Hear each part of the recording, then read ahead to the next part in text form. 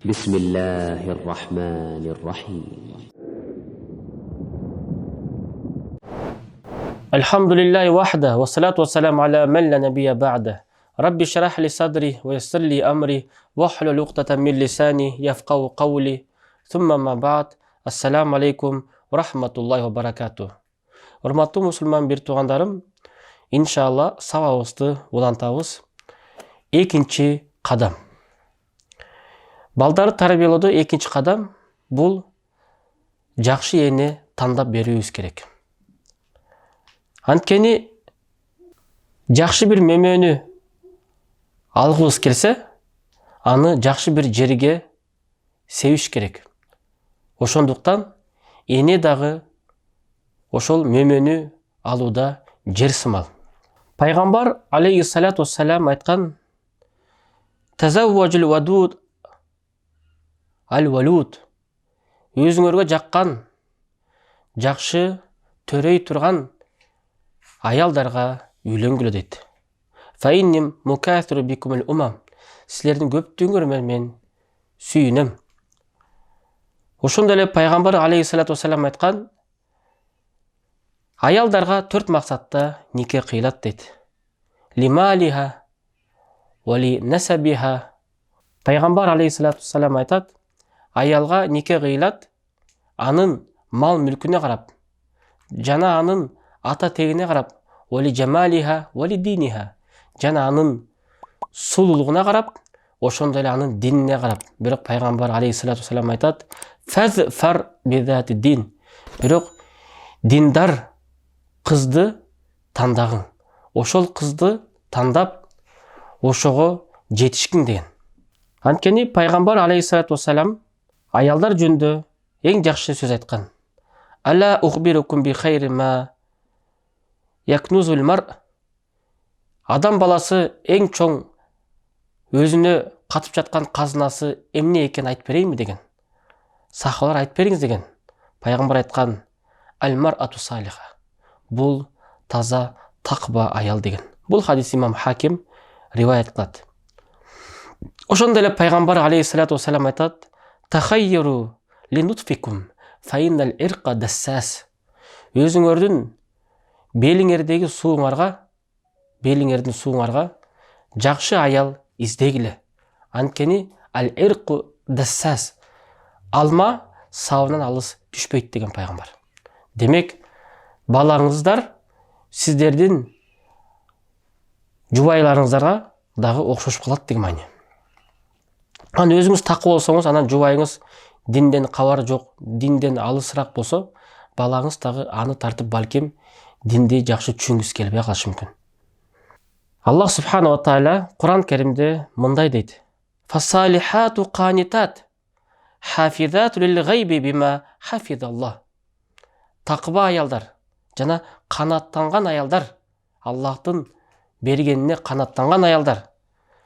Жана алар күйөөлөрү жок кезде кайыпта өздөрүн аманаттарына бекем болуп сактаган аялдар. Аллах Таала аларды өзү сактайт дейт. Ниса сүрөсү 34-аят. Умар ибн Хаттабтын окуясын айтсак. Күндөрдүн биринде бир адам Умар ибн аль-Хаттабка арызданып, өзүнүн баласын жетелеп келди. Ал айтты: "О Умар, о мумундардын халифи, менин балам мен акыма кирип ушундай зулумдук кылды." Десе, ошол бала айтат экен Умар Хаттабка: "Алейса лил валади хак аля абиhi?" Баланын да акысы жокпу атасынын алдында деген экен. Умар Хаттаб айткан экен: "Ооба бар." Дегенде бала айткан экен: "Фама хуа?" Айтып бересизби, эмнеден акысы бар анда баланын дептир. Анан айткан экен Умар Хаттаб: "Эң биринчи акысы ата эне атасы баласына жакшы бир энени тандап берүүсү. Андан кийин юхсин исма, атын жакшы ат тандап берүүсү, жакшы ат коюусу. Анан кийин ва юаллимухул Кур'ан, жанага Кур'ан үйрөтүүсү деген экен. Анан кийин бала айткан экен: "Ошол үчөөнүн бирөөсүн дагы мага жазаган жок атам" дептир. Мындайча айтканда, "Амма умми фа инна Занжия канат ли маджуси. Мен енем Занжия. Бұл отқа сыйынғандардан елі. Ал Аллахқа мойынсұнған момын мұсылман емес. Уақат саммани Жуал. Мен атымды Жуал деп қойды. Жуал деген сөз мәнісі жазалған деген мәнеді. Жана уалам юаллимуни минал китаби харфан вахидан. Құран кәрімнен бір дағы тамға үйреткен жоқ маға деген екен. Ошондо фалтафата Умар иля ражул. Ошол адамды қарап тұрып Умар айтқан екен. Сен арзан келдің маға, мен ақымды бербейт деп, бирок сен балаңның ақысына өзің түшіп қалған тұрбайсың ба? Деп ошол адамға айтып, ошол адамды урушуп салған екен. Андықтан ата эненин ақысы бар, бирок баланын да ақысы бар екен. Ошон үчүн, о аталар, болочок аталар, сиздерге айтарым, эң биринчи ақысы балаңыздын жакшы эне, Аллах Таалага жакын болгон, жүрөгү таза, ихластуу эне тандап бериңиз. Өзүңүзгө анын сулуулугун, анын көлөмүн жактырып өзүңүзгө издебеңиз. Балдарыңызга эне издеңиз. Эң биринчи акысы ошол экен. Андан кийин жакшы атын коюңуз, андан Курандан бир үйрөтүңүз. Мына ошол акыларын берген болосуз балаңыздын. А бирок баласына үй салып бериши, баласын үйлөндүрүүсү, же болбосо баласын ошондой бир деңгээлерге жеткирүүсү, бул шарияттагы эң негизги акыттарга, милдеттерге кирбейт. Ал садакка, хайр ихсандарга кирет. Үйлөндүрсөң сооп аласың. Үй сатып берсең сооп аласың. Бирок негизги акысы, негизги милдети ошол экен атанын. Абул Асвад ад-Дуали өзүнүн балдарына мындай жакшы сөз айткан экен. Кат ахсанту илейкум сигаран ва кибаран ва каблан туладу. О балдарым, мен силерге жакшылыгымды көргөздүм, силер кичекей чаңарда. Жана силер чоңойгондо, жана силер төрөр электе. Анан балдар айткан экен: "Уқалу ва кейфа ахсанта илейна каблан нулат." Болуптур, чоңойгондо жакшылыгыңды билебиз ата. Кичекей чагылса жакшылыгыңды билебиз, бирок биз төрөр электе сен бизге эмне жакшылыкты ата кылдың? Эмне жакшылыкты бизге бердиң? Дегенде ал айткан экен: "Ихтарту лакум минал уммахат." Силерге эң жакшы эне тандап бердим деген экен. Демек, эң жакшы эне тандап берүүсү бул негизги балага керек болгон бир өзөк. Ошол үчүн энесинин кулк мүнөзүн карагыла. Кандай кулк мүнөздө? Жөнөкөйлүгүн, жүрөгүнүн тазалыгын карап туруп ошол кызга үйлөнүңүздөр. Неге? Анткени балаңызды сиздин жубайыңызга окшош кылып коет.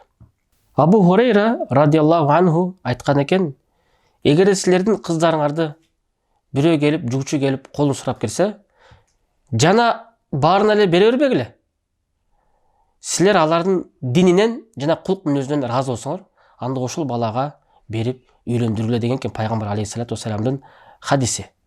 Эгерде кыздарыңарды ушундай таква, кулк мүнөзү жакшы бир илимдүү, жакшы балдарга бербесеңер, анда бул жер жүзүндө фитна жайылат деген экен пайгамбар алейхиссалату вассалам. Бул хадисти имам Термизи өзүнүн хадисинде риваят кылат. Демек, биз билип коюңуздар. О жаштар, үйлөнөм деп ошол жолго түшкөн жигиттер, инилерим, сиздерге кайрылайын. Өзүңүздөргө жубай тандагандан мурда болочок балдарыңызга эне тандаңыз. Бул экинчи кадам. Аллах субханаху ва тааля бизге берекесин берсин. Эмки көрүшкөнгө чейин сак саламатта калыңыздар. Аллах Таала бизди бардыгыбызды жакшылыкта, токчулукта, берекеде дайыма Аллах субханаху ва тааля бирге кылсын. Ассаламу алейкум ва рахматуллахи ва баракатух.